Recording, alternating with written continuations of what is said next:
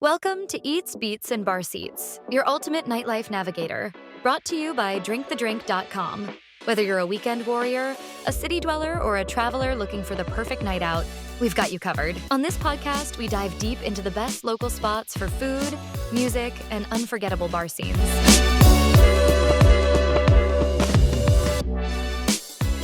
First of all, I'm Peter Demacos of Eats, Beats, and Bar Seats. I don't know if you had a chance to see that our Drink the Drink, your restaurant made it on our list as one of the, I guess one of the restaurants to go to when you're in the city of Toronto. The quality of food, the replies, the algorithm, and we wanted to ask you a few questions. Are you the chef as well? Are you the owner? I'm it. You're everything, right? Yep. So where was the concept born from? Well, 28 years ago, I opened the restaurant. I'd been working at Splendido, at Centro. So the idea was really just to bring high-end food into a neighborhood restaurant. Yeah, and that's what I've noticed. It's a high-end food, isn't it? Mm-hmm. Yep. What do you find that your vibe or your customers, are they the same? Are they local? Are you destination driven? What are you seeing? I am a blend of everything. I have locals, I have people who come from Kitchener-Waterloo, I have people Richmond Hill, Thornhill, and I have people from downtown. You know, usually when people start businesses, I've owned restaurants too, so I kind of understand. You originally, conceptually, you had a restaurant idea of opening a high-end restaurant. Did you modify it all since the 28 years, or is it just, it is what it is? I think you spend the first 5 years trying to figure out what sticks, what people really like, what people don't like, listening to customers, listening to the responses, and adjusting accordingly. Basically, my menu has not changed since 2001, except with the addition of the short ribs, which came in about 2010. And so you've got a pretty consistent menu, customers. Consistency is everything. You know that at restaurants, all consistency. Very much so. Yeah. Very much so. So let's talk about your menu, because and you said it's a high-end restaurant. I mean, it's simple. You can see it from the menu. You can see the way the preparation. You can look at the complete look of it. And you're a neighborhood, but you draw a lot from different areas. You get a lot of hotel guests coming. Are you referred by, not really, right? So you're just more local and whatever. I'm local. I'm too small to get a lot of the hotel people because, in all honesty, 5 nights a week, I'm booked pretty much 5 nights a week.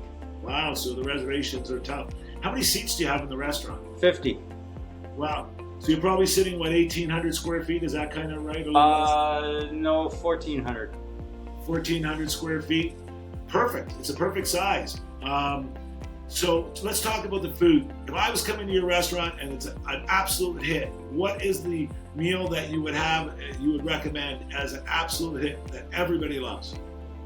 I don't recommend anything. I recommend that people have what they really want. I have people who come back for the liver, for the veal chop, for the lamb, for the chicken, for the steak, for everything. It's like everybody has their dishes. This is why I can't change the menu. I have people come back for schnitzel. It's like everybody picks their dish and that's what they come back for. I have people come back and all they ever eat is the short ribs. Wow. And then I have people who come for the fish. So it's just everybody has their dishes. And everything's made in-house? Everything is made in-house from bread to ice cream. Wow, so you got everything, including your desserts. Yep. And are you open for Sunday for brunch, or you just... No, I open 5 nights a week, Tuesday through Saturday. I close Sundays and Mondays. You've got a good setup there, right? You said, this is the way my life's going to be, and I'm going to operate it within the confines of what I find enjoyable, right? Very much so. That's, very few people actually make it like that, and that's interesting because your restaurant must be outstanding. So the algorithm was right. So talk to me a little bit about the portions and the pricing.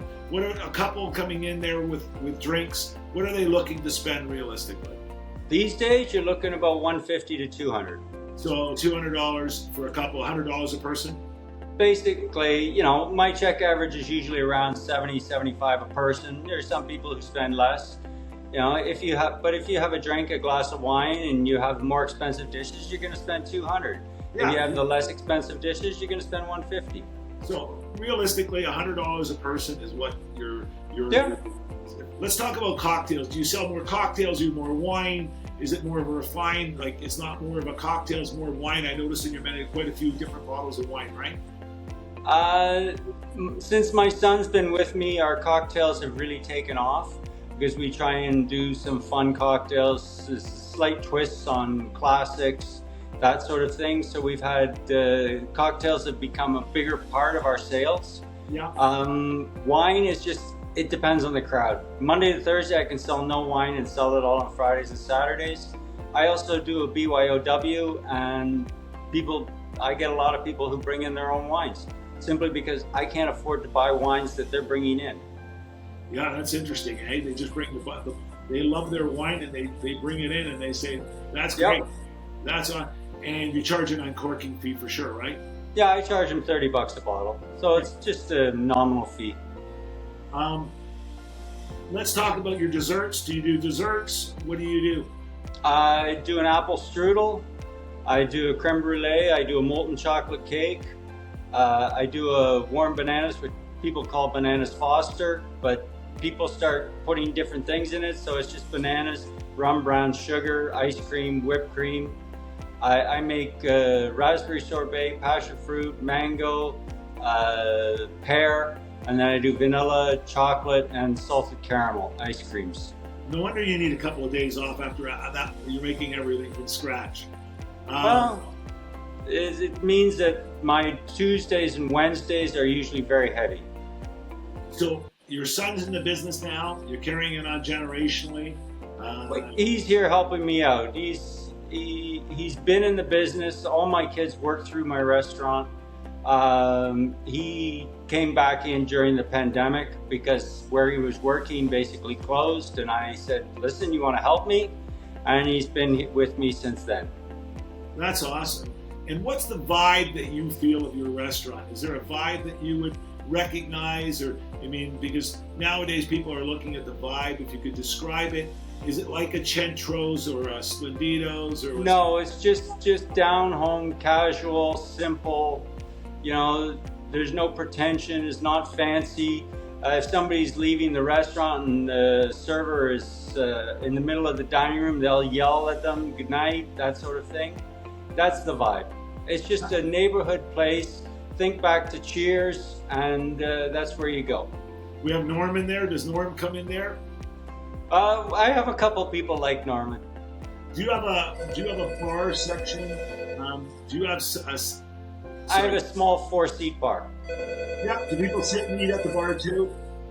Yep. People will sit and have dinner on the bar. Some people like to watch the show on the bar. That sort of thing.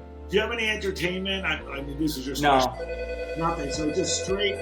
We just stream a little bit of music, and that's kind of it. And what time do you open? 5 till 5 until 9 or 10, 11 when the last customer leaves, that sort of thing. No lunches, right? No lunch. There's no lunch business anymore anyway.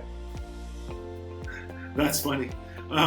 You know what? It's truly fun. And can you now describe exactly where you're on Yonge Street? Give us a little breakdown. I'm Yonge and Lawrence. So Yonge and Lawrence, north or south? East north of Lawrence. So it's like I'm 5 minutes from the 401, and then sort of 4 minutes up from Lawrence. So your customer base is residential for sure, because if you're not open for lunch, it's residential. Oh yeah. Subway station, the new subway is going to be opening up here.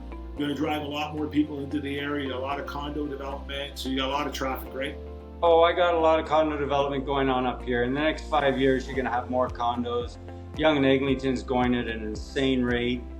It's just like condos up and down Yonge Street like crazy. So how about, do you have a patio? No. So you're exclusive. You have no like you just operate the way you want to operate. You want good food. You want consistent food. You want to speak to a chef that makes everything from scratch, and that's it. You do it. That's it. Listen, it's great talking to you. Like I said, I'm actually going to come in one time and have dinner. I'm not going to tell you. I'm just going to look forward to coming in. So I live in Toronto, so I'm going to come in and take a taste. And like I said, I'm going to try your short ribs. And so I look forward to it. Thank you very much for taking your time. Okay, no problem. Bye-bye. Thanks. Take care. Bye-bye. Bye.